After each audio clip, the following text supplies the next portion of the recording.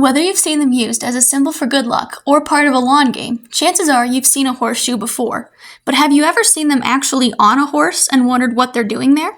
Humans have been shoeing horses for centuries to keep them fit and healthy. Today, we were able to catch up with a professional farrier to find out more about the process of shoeing horses.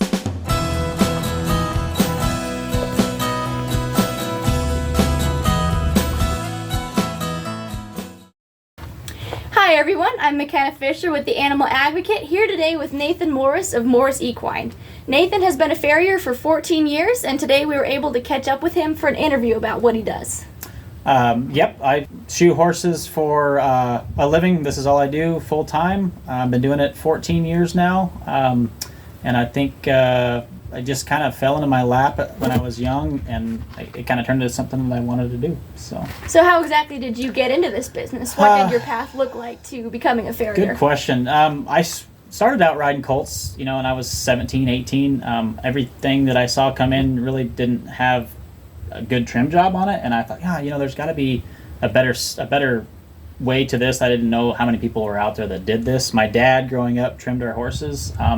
Didn't really know what we were doing, so I went to school for it, kind of started enjoying it, and I thought, I might be pretty good at this. And it was one of those things that it kind of kept me up at night when I found a horse that I really couldn't figure out how to fix. So I knew then that if that was something I enjoyed that much, I better make a career out of it. So I invested everything I had, went to school, started studying. I didn't do any apprenticeships because really there wasn't many around, so I just kind of got into it little by little, and 14 years later, here I am.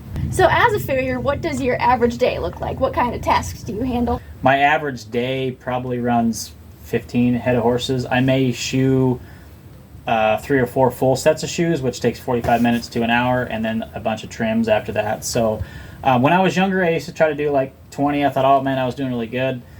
That catches up to you after a while. It makes you a little tired, so I've spaced it out now. I work on a lot of performance horses and a lot of therapeutic cases, so I have to give enough time between appointments to make sure I can get that stuff done if I have a problem. So every 5-6 weeks I see the same clients, same horses, unless they add one or subtract one on their schedule. Usually my schedule's pretty well the same. It's each day's a different day. You have your own challenges. Weather can play a part in this. It could be 105. It could be negative 25. But with any luck, you're out of the weather and you can still do your job. Right. So you said every 5 or 6 weeks you see the same clients. Yep. Does that mean you have to reshoe those same horses every 5 to 6 weeks? Yes. So just like people, their fingernails, their hoof walls grow at a standard rate, usually 1/8 of an inch to 1/4 of an inch a month, depending on nutrition and the moisture.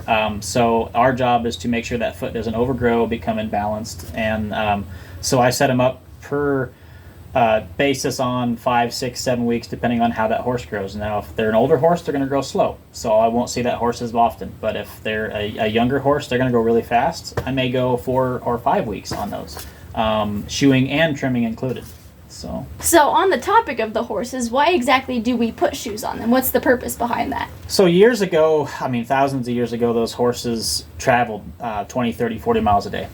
They toughened their feet up on varied terrain. They wore them down. They didn't need trim, just like a wild horse does today. Even in the medieval times, they put shoes on because those horses were kept in a smaller environment, and the shoes kept the wear down. Now, same thing applies here. Each horse is an individual. We have to look at it like, is that horse's foot going to be good enough to travel over the rocks? Some horses will and some horses won't. So to hold up to that abrasive ground, we have to put a protective device on that keeps that horse from getting sore or wearing the feet too short. And I think it benefits some horses. You get older horses or some horses with some joint problems, that we have to shoe according to how they move so that we can help them for the long term, not just make them get by for today. So shoes are a huge part of that. I don't think we're ever going to get away from that. So after watching you work today, we've seen you put some shoes on these horses, and you have to nail those shoes into the foot. Yep. So does that cause any discomfort for the animal? As a general rule, it doesn't really hurt them, because what's grown down is already not really dead tissue, but it's basically just not live anymore unless you get farther up where the bone structure is and everything. So your nails don't really bother them. You could flick your fingernail and you could feel that concussion on it. Does it hurt you? No. But can you feel it? Yeah. So there's some horses that feel it, and there's other horses that are half asleep and they don't even realize you get done.